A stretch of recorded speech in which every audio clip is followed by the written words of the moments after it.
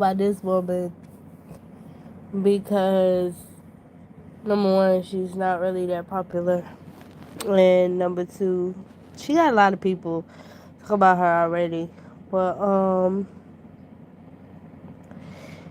she lives in the same state I do, so I was like, I might as well go ahead and make a comment. And she basically kind of somewhat went through the same thing I went through with CPS. And when I see somebody, especially, um, women of color, actually go through a CPS case, not like my Jazzy Life and Liv's Life where they only had CPS come in for a quick minute and then leave. But when I see an actual, single black mother who um, is low income going through a CPS case, it just reminds me of what happened in my situation. Yes, I heard you, Papa. Um, so I wanted to comment on it. Yes, she made a lot of mistakes. Number one, you know, I think she realized that um her number one mistake. Go ahead, take it around there. Take it around there. Okay. Um, her number one mistake was getting on TikTok and asking people for money.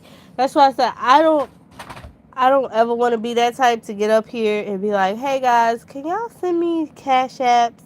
My kids don't have food, or my kids don't have diapers, or my kids don't have this. When you invite strangers into your house, you invite whatever else they bring. That's what my dad used to always say to me. Hold on, y'all. I gotta get the tissue. That's what my dad used to always say to me. When you invite strangers into your house, you could invite, and it doesn't mean like, you know, kind of like, I have supporters and subscribers and stuff like that. No. But when you say, hey, I need, or, and you constantly, like, it's okay once or twice. I would say that. It's okay once or twice, that's what supporters are for, and that's what subscribers are for.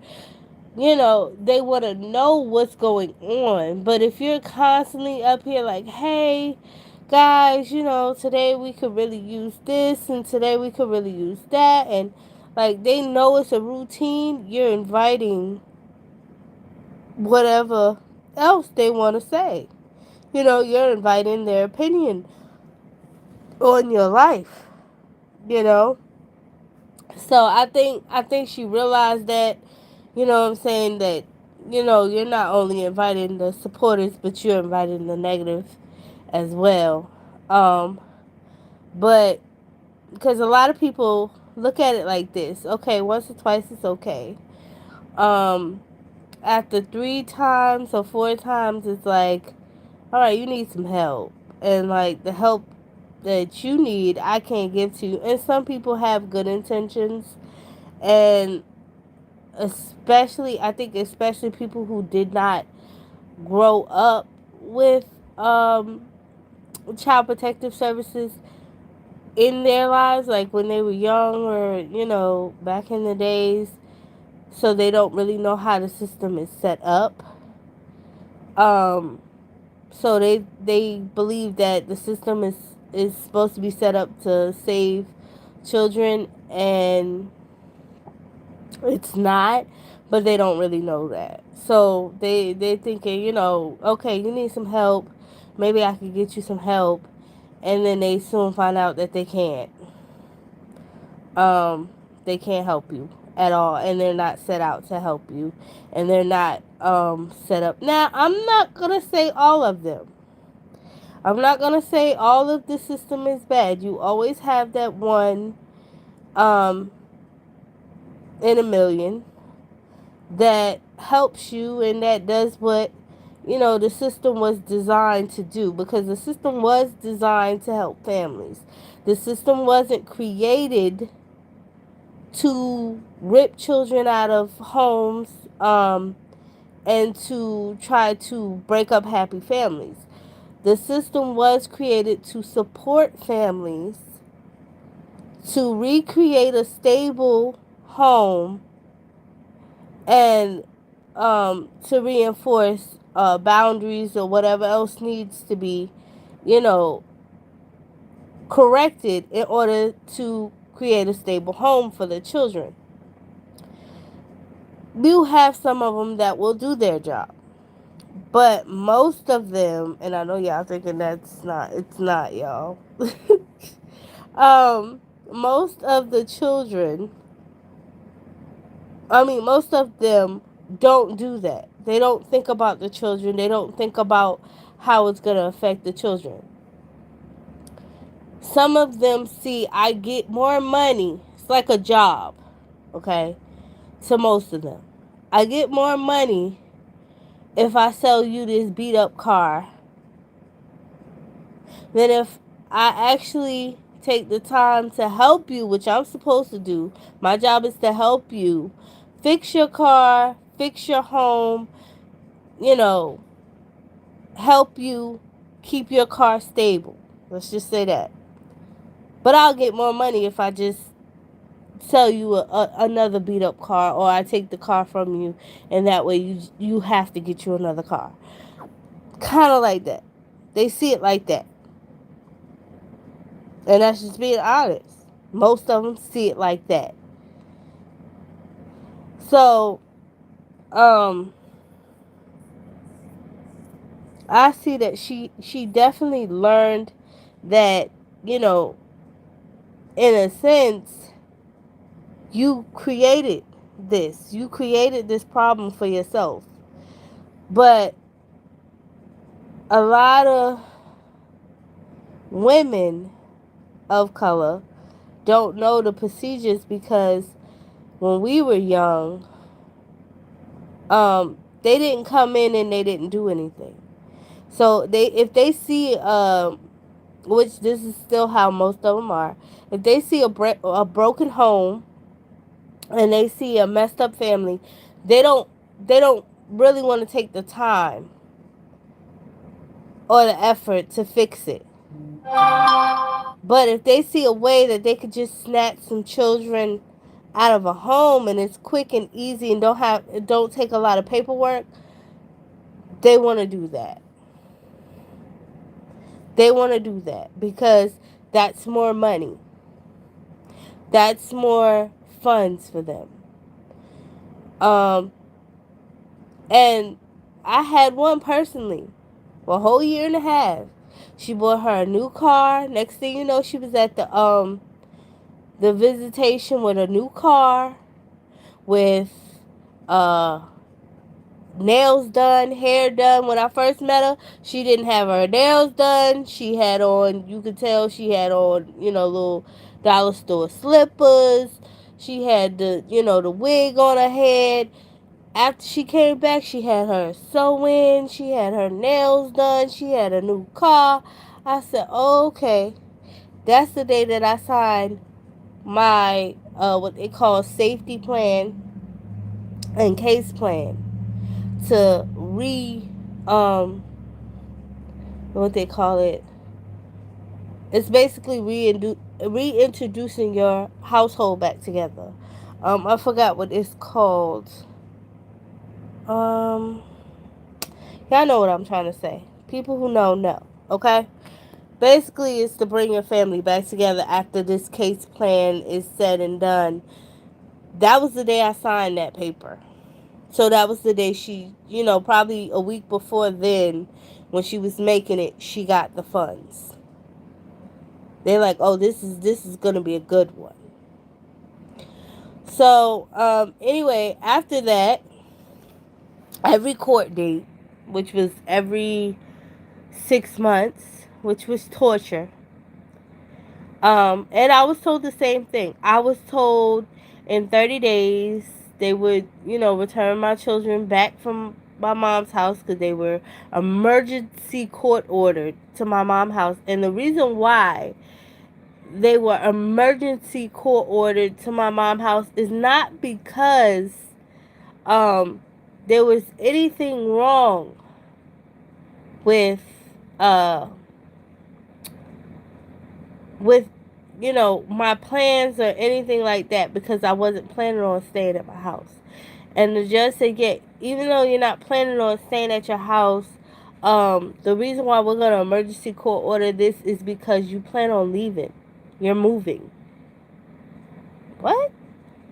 I said, yeah, that's a good thing. If I'm moving and, my house is everything is cut off and everything is about to be, there's boxes and there's stuff.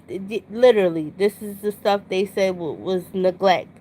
There's boxes of clothes, and stuff in boxes and stuff in, bags, getting ready to go. I thought that was a good thing. They said, yeah, it is a good thing that you're moving, but make sure you move somewhere in Georgia. I said, no, no, my plan is to move out of state. Um, yeah, you can't do that. Why not? I'm a free human being. If y'all are worried about my living and I tell you I'm going to live somewhere that's verified stable, they verified it, by the way. Verified stable, what is the problem? What is the situation here? Oh, the situation is that you're leaving. That's the situation. We want you to stay in Georgia so that you can continue your case. So we can continue to constantly watch your every move. So those plans were canceled. I said, okay, you have to roll. This would be my advice to her. You have to roll with their punches. You cannot sit up there and be like, oh, I don't understand because y'all told me that this would be over. This would be done. Now I'm still going on with my plans because as I just said, the judge said, yeah, there's nothing wrong with you leaving, but we don't want you to.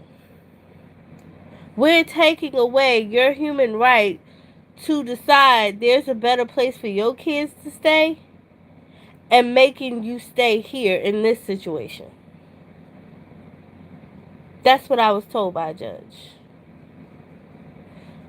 So, anyway, the judge court ordered us to come back 2 weeks later because he wanted to try to end out the case, because he actually thought about it. He was like, you know what, you're right. If you're moving to another state, that's awesome.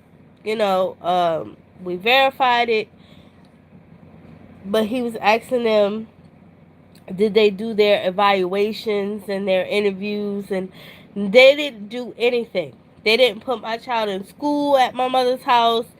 2 weeks later, they haven't done anything. They haven't took my kids to get, they got to get medicals. They got to get medical evaluations. They got to get shot records, all kind of stuff. They haven't done anything. 2 weeks later, they said, okay. So let's come back. He said, what about did y'all set up any kind of visitation? Have they seen their kids? No, we haven't. We ain't seen our kids the whole 2 weeks. It drove us crazy. We was crying. We were depressed. We couldn't sleep. Then the 2 weeks we came back. Guess what? We said, okay, fine. Roll with the punches. We went and got a whole place. We moved out of that place like we said we was that day. We moved out of that place, packed up our stuff, moved to a whole new place in Georgia, like we were instructed to do. So my attorney got up there and said, well, they moved to a whole new place, Your Honor. Can they have their children back? Did they get the medical exams? No. Did they get the school started? No. Um, my attorney's still looking at me and looking at the judge. Can they get their children back? Can we do a home inspection of the new place so they can have their children back? We'll have to set up some services. Basically, no. Basically, in the end of it, no. We wanted to continue this case. We want to continue this whole situation. We want to make it to where they are watched and we can get some money. That's how it went. So that would be my advice to her. Don't tell them that you're going about your plans, whatever plans you have. Cause like I said, I'm not gonna get into details about my case. If you want to know about my case, um, go watch my videos. If you have any other questions about my case, you can put them down in the comments or in this chat. But pretty much, they're not set up to help. They're not set up to care about children. And most of them don't. Most of them just want a money train. And that's pretty much how it goes. They want a money train. I literally had the lawyer who took over my child's case because she was mad because the previous attorney that she had said it was a bunch of bullshit. Just like that. It's a bunch of bullshit. And she didn't understand why a mother who was working, making $19 an hour, had to come off of her job. Because I was sent over into another state. Overstate. I was about to say overstate. Into another state to work. All expenses paid. And had to come back because they felt that I couldn't do counseling over, over chat or over the phone or wherever, so that way I can keep my job. They felt that was irrelevant. So they would rather me, and the lady literally told me, I would rather you go work at McDonald's. I would rather you work at McDonald's. So, no. They're not set up to help you. They're not set up to try to fix anything or to bring your children back. They're set up to continue a case, to continue to have money from the government. And they're going to leave that suitcase alone. They're going to find anything that they can to try to stop you from getting your children back early. And I just dealt with one in South Carolina. And I told her, I said, look here, ma'am. You might be new to this, but I true to this shit. I've been through this for a whole year. What happened? So I know my rights. I know what you can and can't do. I know what the hell you trying to do before you do it. I told her this. And I still stand by this. I knew what the hell she was doing. And I ran the last lady off. Excuse me. I ran the last lady off. She's still on the run. I don't know. I think they might have caught her and put her ass in jail. Because yes, she was charged with embezzlement and falsifying documents. Yeah. So last time I checked, I think they locked her ass up. So I told the lady, I said, what you doing? Because my kids are over my father-in-law's house And I already told y'all, but basically they had put me in jail and all this stuff over my daughter, who now nobody knows nothing. Nobody wants to comment or say anything or even acknowledge. That one does not work. Go get the blue one. Okay. Yeah. He got my daughter's tablet, y'all. And he's trying to cut it on, but it don't even charge because she broke the charger piece out of it. She broke the little piece out of the port. So it doesn't even charge. My children are spoiled. But anyway, I gotta buy another one.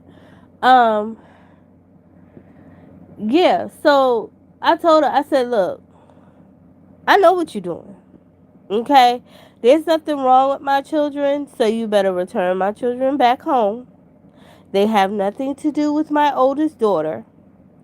So if you want to discuss that, we can discuss that and we can do something about that. I told her, I even gave her the option. I said, if you want to start services here, ma'am, we can. I said, if you want to have something set up here, you can. Oh, well, Georgia doesn't want to. Well, that's Georgia's decision. So then, therefore, you need to leave it alone. If Georgia does not want to do anything, then Georgia is saying that they don't see nothing wrong with my oldest daughter coming home. That's exactly what's going on. If Georgia will not give you permission, ma'am, to start up a CPS case for a child that they claim was, so in danger or so, neglected or whatever, and they won't give you permission to start up a case, and they know she's down here, and she's been down here for about 2 months, that means they're saying, leave her alone. Leave her alone. But she continued to do stuff her own self. No, fuck that. I'm not listening to that. I'm going to do what I want to do, and I want to start up a case because I want money. And she had no interest in my daughter, mind you. She didn't even know who my daughter was. She didn't read her case file. She didn't read any of her information. She didn't even know who the F she was, okay? She walked into the room and she looked around the room and asked all my kids what their names were. She asked Eden, she said, is your name Nevaeh? She said, my name is Eden.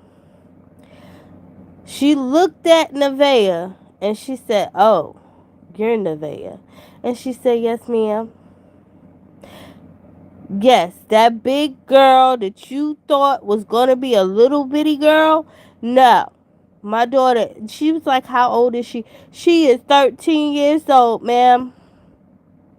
She is not a little child. She is 13 and she knows where the hell she wants to be. She knows that y'all manipulated her for 5 years. Y'all made her go into an abusive home for 5 years. Y'all made her to where she couldn't feel like she could speak out and say that she wanted to go home. Yes, she knows. So she asked Nevaeh, she said, well, you have to go back to Georgia. Nevaeh said, I'm not going back there. She said, Nevaeh, you have no choice. Either you go back to Georgia or I call the police and they make you go back to Georgia. She said, they can't make me go back to Georgia. I don't want to be there. I'm not safe there. I want to stay with my mom. She got upset at my 13-year-old and said, you see this? You see what she's doing? I said, what is she doing? And so she called me in the back and she said, look, I'm here to help you. which I know is a bullshit lie. I said, okay. She said, now you know, your mother has full custody of Nevaeh. I said, no, the fuck she doesn't. She said, yes, she does, but I'm not gonna argue with you. I said, let me tell you something. You weren't there. I said, you were not in that case plan. You were not in that courtroom. I know what happened. And I said, my child is still in my custody. I gave my mom temporary guardianship of my child until my child decided she wanted to come home. She said, yeah, but she was awarded permanent guardianship. I said, okay, either way, it's guardianship. I said, but I wasn't there when they decided that they was just going to do that. I awarded her temporary guardianship. They did that court date in an emergency hearing. I wasn't there. So I said, either way, it's guardianship. If you look up the definition of guardianship, you can take guardianship back because it does not terminate your rights. I said, so don't tell me my rights in my what do you call it? What my decision was, basically. I know. I've read up on it. I know what I was signing. I know what I was doing. I know what she has and what she doesn't have. And I said, number one, she doesn't have the right to abuse my child. She doesn't have the right to neglect my child. And anytime I feel like my child was neglected or abused, I had the right by law to remove my child from the situation. She said, no, you did. I said, yes, I did. And so she was like, okay, well, I see I'm gonna have to call the police. And she ran up out the room. I said, okay, whatever. You do what you want to do. So she ran up out the room. She came around, and that's when she told Nevaeh, she said, so this is what's going to happen. Either you come with us, like I said, or I'm going to have to call the police, and I'm going to get them to take you back to Georgia. My daughter said, if you fucking touch me, I will fucking kill myself because I'm not going back there. She said, you see what she said to me? I said, you're upsetting her. Obviously. You're upsetting her. She's not upset at you threatening to take her back to Georgia and we're saying she doesn't need to go. She's upset at the fact that you're saying either you go or I'm gonna make you go. Oh, I'm gonna get you some help. I'm gonna get you some help, little girl. I'm gonna get you some help. So she gets on the phone. So I'm like, okay, let's see. Let's see if she called the police and tell the police that she just told this little girl that she's gonna take her back to somewhere that she clearly just stated she does not feel safe going back to. And she's gonna force her to go with police. Let's see if she gets on the phone and says this. You know what she gets on the phone and said? This little girl says she's gonna kill herself. Y'all need to send some ambulance or someone. Hurry up, please, quick. And the lady said, well, what's going on? Did she have a knife? Do she have, some kind of pills? Did she take a bunch of pills? What's going on, ma'am? I have to know so I know, what to do and who to send and, what's the procedure. She said, no, she doesn't have a knife. She doesn't have none of this. What's going on is she wants to stay with her mom, but her grandmother has full custody. She keeps saying that. Her grandmother has full custody, and she needs to go right away. And so the lady said, well, tell me exactly what happened. She said, the little girl said, if you take me back to my grandmother's house, I'm gonna fucking kill myself. She said, well, it sounds like she really wants to stay with her mom. Exactly. And the lady, I guess the lady hung up the phone with her because we was like, you know what, we'll just take her back to my father-in-law's house because when they came and got my child, y'all have to go watch the video. But basically, when they came and got my child, y'all know she went to my father-in-law's house. So, we was just like, we'll just take her back to my father-in-law's house. We weren't running from the police. We wasn't, trying to avoid the police. We didn't even think the police was going to come. From what the dispatcher had said, we clearly heard it. She said, well, it sounds like she really wants to stay with her mom. After that, we got in the car and we left. Um, anyway, from what I understood, she hung up the phone with the lady, the dispatcher, and she called the detective that was on the first, the first situation. She called that detective back to come out there to I don't even know. They made up a false report according to my neighbor cuz like I said I wasn't there. According to my neighbor, she made a false report saying that actually none of that happened. She didn't call the police. She didn't tell the police that, my daughter was trying to kill herself. Instead, my husband threatened her, is what she said. My husband threatened her that he was going to kill her, and she was scared for her life.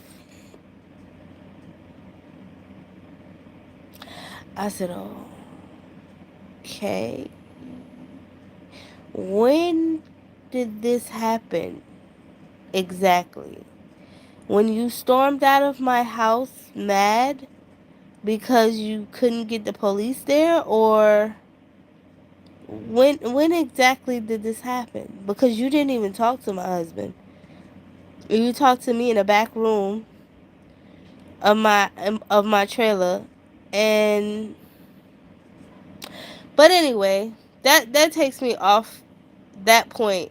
But I said this because I know what they're doing to her. They're trying to set her up for the same thing they tried to set me up for. And like I told them, and I'm gonna tell her what she needs to do is, number one, don't let them see that you're down and what I'm saying, your money is low. That's number one. Excuse me. Ooh. That's number one. Don't let them see that you're down. Because if they see that you're down, that shows them, okay, without your children, you have no source of money. You have no source of support. You need your children in order to survive. That's what that is showing them. And with that, that's where that 3 or 4 lines come up. They're not saying 3 or 4 lines as in, any kind of support lines or any kind of, lines where we could get the children back into the house. No, those 3 or 4 lines, 3 or 4 lines, those are ways that they can get the children removed. That's what she's saying. She's saying you have about 3 or 4 lines open, meaning you have about 3 or 4 ways that I can get these children removed out of your household. I'm trying to remove these children, whether it be permanently, temporarily, until I could get enough money out of this case. But right now, you have about 3 or 4 lines open where I can try to remove these kids. Um, Hold on. Yes. Okay, he closed the door. um, Another thing. You cut off all your social media. That was your decision. That was your, um, choice or whatever. But the only thing I can say about that is that's what they wanted you to do. They want you to cut off any source of income that you have outside of your children in order to prove, in order to, sorry, in order to prove that you don't have no way of supporting yourself outside of your kids. So you shouldn't have did that, because I wouldn't have. Um, Actually, when I started this so I could record um most of my journey, and I have some of the videos, but a lot of it was they were trying to twist it on me. When I used to pull out to record or to do a YouTube video or something like that, they would say, "Oh, she's on her phone," you know. Um, and this live is really really long, but it'll be alright. She's on her phone. Um, she's recording, which actually, now that I've learned, is actually not a bad thing. That means they had something to hide. And I should have continued to record, but like I said, I was so, like, I didn't want anything to mess up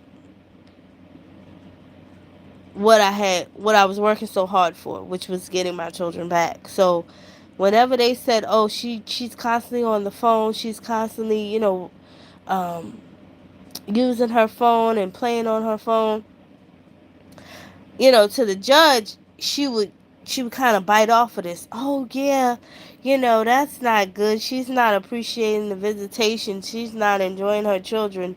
She's not paying attention to her children," which really I was mostly engaged with the kids. I gave the kids the phone, and by the kids I mean Nevaeh. I gave Nevaeh the phone, and Nevaeh would do most of the recording. I didn't do the recording. But they say, I'm giving the child the phone. She's not appreciating the visitation. She's not, engaging with us. There must be something wrong. All kind of excuses on the reason why I should stop. Don't record us. Don't show that we are corrupt as the fuck you say we are. Don't show us. But anyway, I have some of those videos up there. I have the video from one visitation. Like I said, after that visitation, I got the fucking third degree. Okay. Um, I got another video of when the kids finally was able, Jonah and Eden was able to come home for the weekends, and we would take them to the park and stuff, and I recorded that because they were trying to say that we just stayed up in the house constantly. So I was like, okay, here's a recording. I don't just stay up in the house all weekend. We do go out. We go to the park. There's not much you could do with. At the time, I think Eden was 2 and Jonah was 4, 3 or 4. I think he was 3. And so I was like, there's not much you could do with 2 toddlers. I mean, you could take them. We tried taking them to the movies. Lord, that was fun. Try to get your toddlers to sit down in a movie theater and watch a movie for a whole hour. That was fun. Okay, but we did it. What else? We tried taking them to the mall. We went to jump places. We just had a ball. Okay, with our kids for the weekend, and it wasn't. It was so special to us. But anyway, enough about that. So I wouldn't have done that. I wouldn't have cut off my source of income, because that's what the judge is going to look at. And they're going to push until they get a hearing. That's why they keep telling you they can extend it. And actually, they can extend your investigation. She lied again. They can extend your investigation up to 60 days. If they want another 60 days to do your investigation, they can. They can extend it as much as they want, up to 6 whole months. Unless you have an attorney, they can probably extend it longer than that. All they got to do is find what's called probable cause. And the probable cause right now is that the kids were removed. That's their probable cause. The kids were removed from the house. So right now they have probable cause to extend it as long as they want to. Now, they have to have a probable cause hearing if you have not had one. Um, Soon. They do have to have it. I think it's within those 45 to 60 days. They have to have a probable cause hearing. Um, Another thing is they have permission from the bio father. Must be. I'm telling you, it has to be. They have a permission. They have a permission. They have permission to have the children over there. So, as long as they have his permission to have the children over there, that's another reason why they can keep investigating your kids and investigating your household. Um, Now, once he decides to cooperate with you, I don't know what y'all situation is, but once he decides to cooperate with you and is able to work with you and tell these people to let his children go back home, then they'll move faster. Because that's what had to happen here. My father-in-law was like, I don't see no problem. So what is it? What's going on? What's the situation? And she was like, oh, do you want Medicaid and food stamps for them? He's like, no, I don't want nothing for them. I just want to know what's going on. Why are they here? What are y'all doing? And she got uncomfortable. We went to a probable cause hearing, and they sent my children right back the fuck home. Yeah. That's another thing. They have to have cooperation from whoever that person was. And that was the thing. My mother was fully cooperative because she was fully into getting the child support, not child support, the welfare check. Cause I told them, and the judge said, no, no, no, no, she's not getting child support. Um, but they were, because number one, we were taking care of our children. She didn't need any. Um, they have to be fully cooperative, and she was fully cooperative. By they I mean her. She was fully cooperative with them.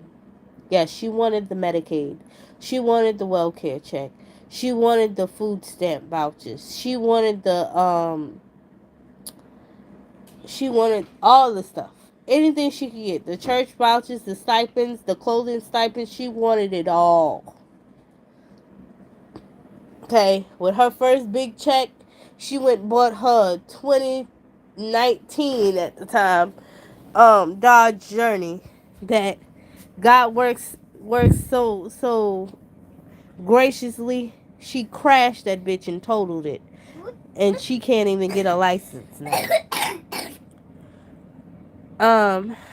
She ran that bitch into a tree, yeah, and totaled it, and messed up her spine.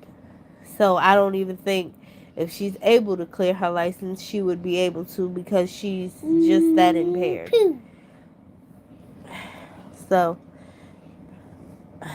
what they say, what comes around goes around? Oh, okay. But yeah, that's one thing they need. They need cooperation from the person um to be able to keep the children. So that would be another thing I would say. Talk to your baby father. I don't know what terms y'all on. I don't know, but I God bless him. If he want to keep 10 kids, hey, I can't, you know. But I would try to talk to him because at one point y'all did, you know what I'm saying, have an understanding to where the children was with you and the children weren't with him. Excuse me, can you take you and your wrench gun? And one, put that down because I don't want you to hurt yourself. And go around the corner. What happened to the blue tablet? Go get the blue tablet. My half a paint. I gotta get him dressed because we got somewhere to go. What time is it? Kids be getting out of school soon. But anyway, yeah, that's number two. I would tell you to go ahead and talk to him. See if you could get him on board with trying to pressure these people into getting your children home. Now, if he's already received food stamps and Medicaid, that's what's holding the process. He's taking the services. So as long as he's getting the services, as long as she's getting paid, okay? Once he takes the services, that's why this one hurry up and like I said, shoot them kids back home. Because once he accepts the services is the moment the caseworker gets a check. Okay? They write her a check. But if he don't take the services, she don't get paid. And nobody's working for free. Just think about it. Ain't nobody working for free, okay? Now, like I said, you have some good ones that say, okay, I get an hourly wage. You know what I'm saying? This is my job. I have to do my job. I'm going to help these children. Regardless if the person takes the check or not, I need to find out what the mom needs, you know, before I return these children. But if that's not the case, most of them be like, I don't care what the mama needs. I'm going to just send the kids back. But yeah, if he's getting food stamps for them kids, I don't know if he is or if he isn't. That's, you know what I'm saying? That's between y'all. I don't know. But if he is, yeah, she pretty much got her first check and she's loving it. And right now she's trying to figure out how she could get the kids to be not permanently removed, because they get more money if they're temporarily removed versus if, you know what I'm saying, once they're permanently removed, they pretty much, it's over. There's no case. So they try to get them temporarily removed, but that's what she's trying to do. She's trying to get probable cause to get basically an extension on her check. There's no other way to put it. To pretty much get an extension on that bonus check every month. So that would be another thing I would say. Talk to him, see if you can get. And I tried talking to my mom and seeing if I could get her to stop what she was doing, but you know, money affects certain type of people. You know, you got money hungry ass people, and then you have people with actual genuine hearts. And she was a money hungry ass bitch, and she always will be. So she didn't stop. She kept getting and kept getting and kept giving, and this happened for a whole year. Now, another thing I would say, don't tell them shit. Don't tell them shit. If you plan on going, like me and my husband, we had to come down here for Thanksgiving. They don't even know. They still don't know to this day. I'm just now putting this shit out here. Because I don't care. The person got locked up and all that shit. My children was released back to my custody. But me and my husband had to come down here for Thanksgiving.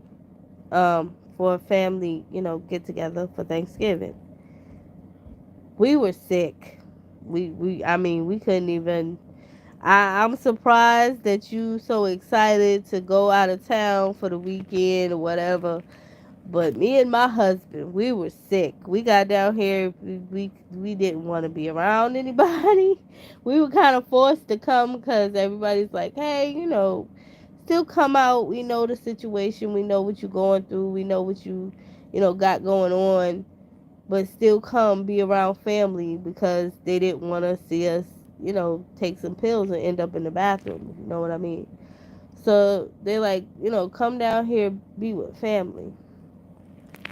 We got down here, like I said, we were sick. We couldn't even focus on what was going on in the festivities, but she didn't know shit. We got down here for the weekend. We were back for the visitation on Monday. Point blank, period. And our visitations were so sporadic because she tried so hard to mess up our income outside of our kids. That brings me back to that point.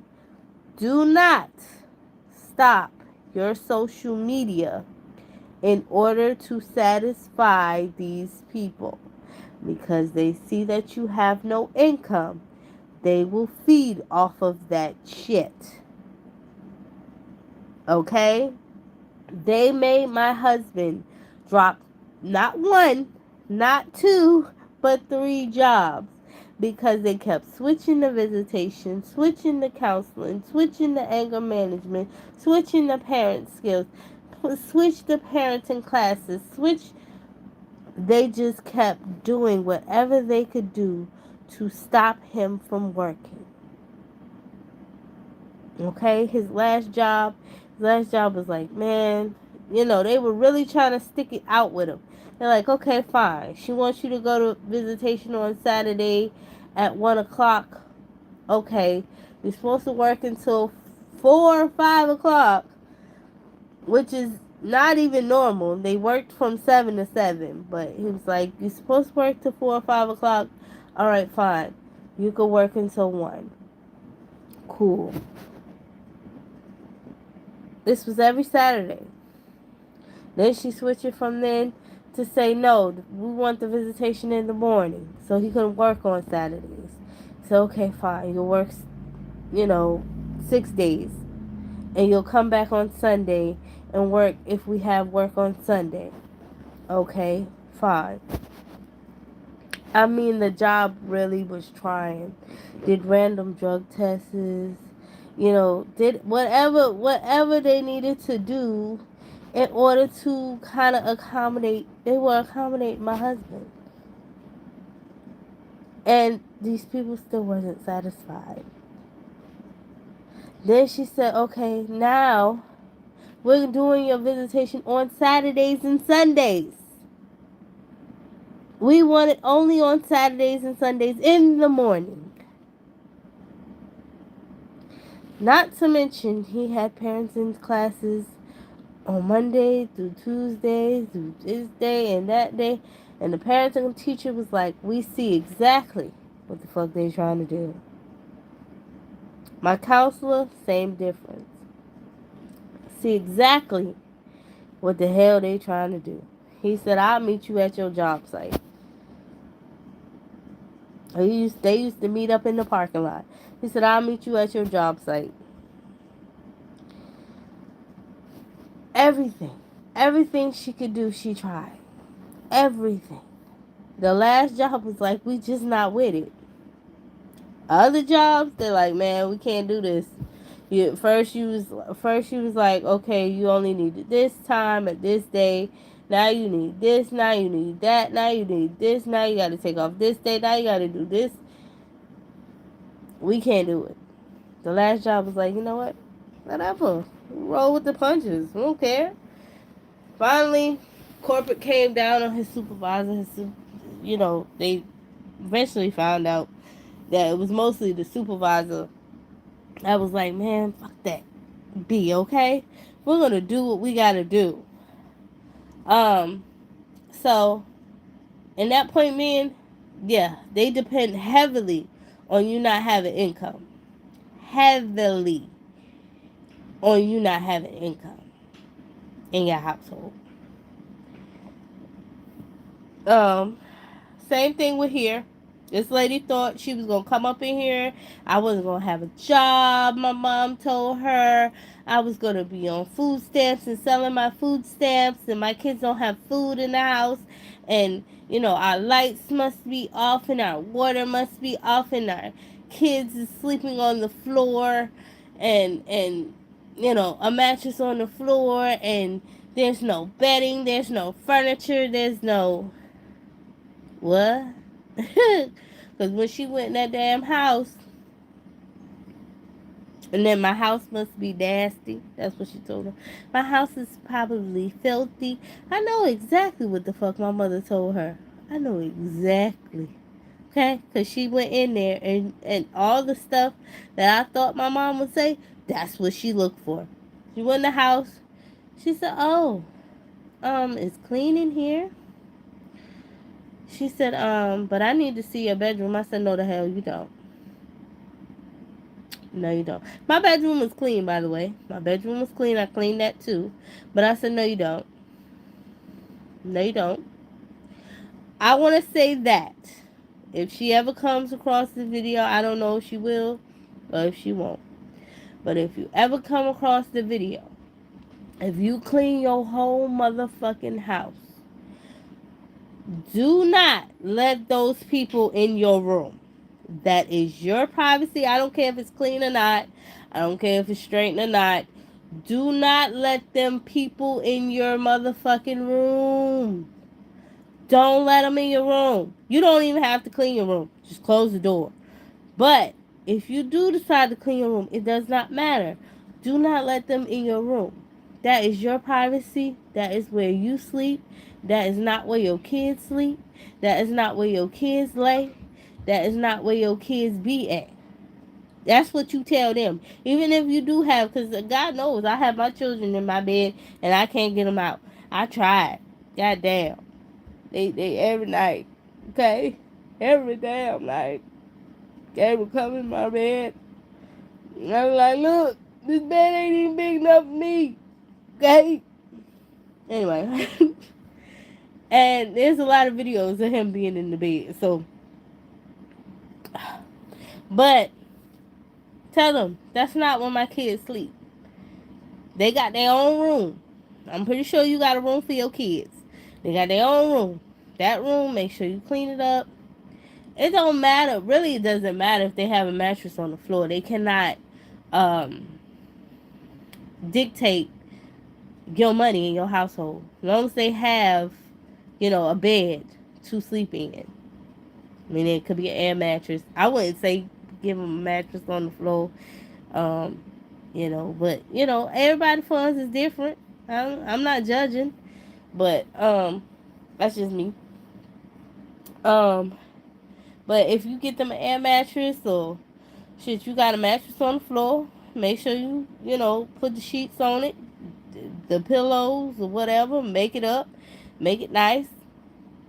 They can't say shit because by law, that is the law. As long as they have a bed to sleep in, that's good enough for the system. It could be a goddamn couch.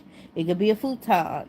As long as they have somewhere to sleep other than the floor, it is considered, okay. Um, what else can I say? Uh, yeah, so don't allow them to go in your bedroom if you have your own private bathroom. It's another thing. Do not let them in your private bathroom because, and I'm not wiping no snot. My nose is itching this part right here because it's sore. I don't want people to say, "Ooh, she wipes snot." I'm not. Okay. Anyway, I'm about to wrap this up because this is going on an hour. And I said I was gonna keep it an hour. But if you have your own private bathroom, please do not let them in your bathroom. Take them to the kids' bathroom. It's one thing I showed her. Here's the kids' bathroom. Here's the kids' bedroom. Here's the kitchen. Here's the living room. No.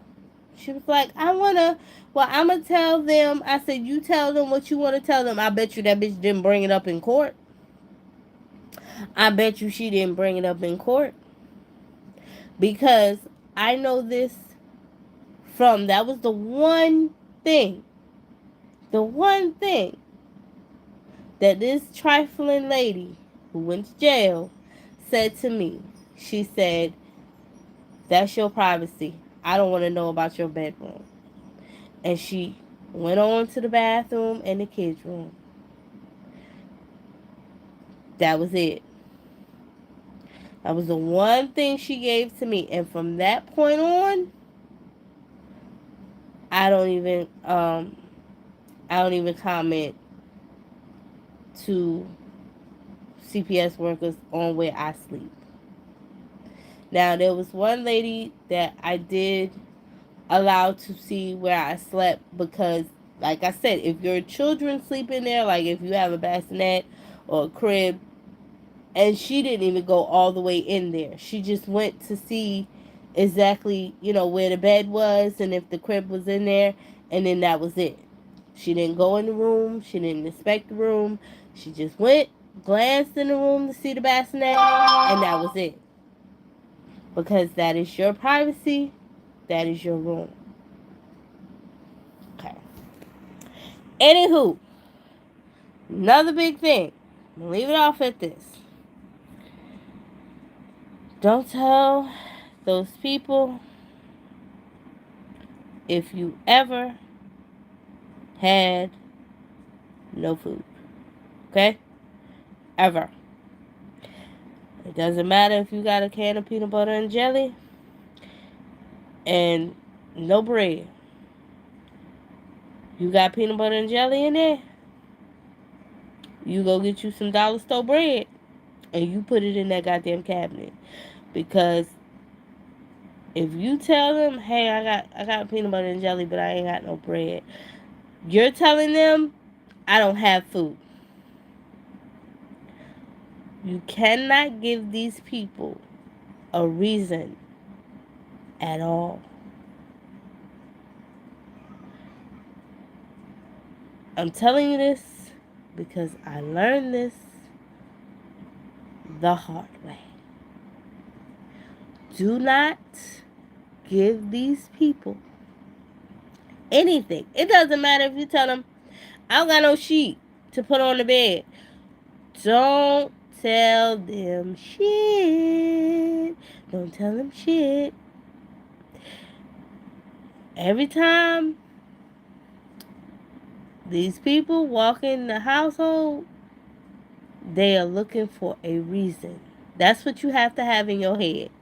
They are looking for a reason. Don't think they're looking to make sure that everything is okay. No, they're looking for a reason. So a lot of times that's why they come in and they ask you, what's going on? What do you need help with? Because they need a reason. They're not there to help you. They're not there to make sure everything is okay. If they want to help you, this is the one that I told you, the one in a million. If they're there to help you, they will see shit by themselves. They don't need you. And the reason why they need you to tell them is so that they can say, they said it themselves. They don't have no food. They don't have no proper bedding for the children. They said it themselves. So do not put your own self in a hole that you can't dig yourself out of. That's my last word to that. And I'm going to leave it off here, y'all. Those were my tips. You take them how you want to take them. You do what you want. Like I said, if you want to know more about my CPS case and any other, questions that you may have, because there's a lot of shit. I can tell you a lot of shit about do's and don'ts and who to go to and who not to go to. And whether or not you can trust your counselors. Yeah, the people who are supposed to help you, like, mentally get through whatever you're getting through, I can tell you about that. I can tell you about your children's counselors. I can tell you about a lot of shit. But it'll take probably about a 3-hour video. So I'm going to leave this off here. Those were my tips. Y'all, please stay prayed up. If you're going through a CPS case, if you're going through, any kind of DSS situation, stay prayed up. Keep the faith. It won't last. And do everything that you can with peace and love. And remember, like I said, this shall pass too. All right. Bye.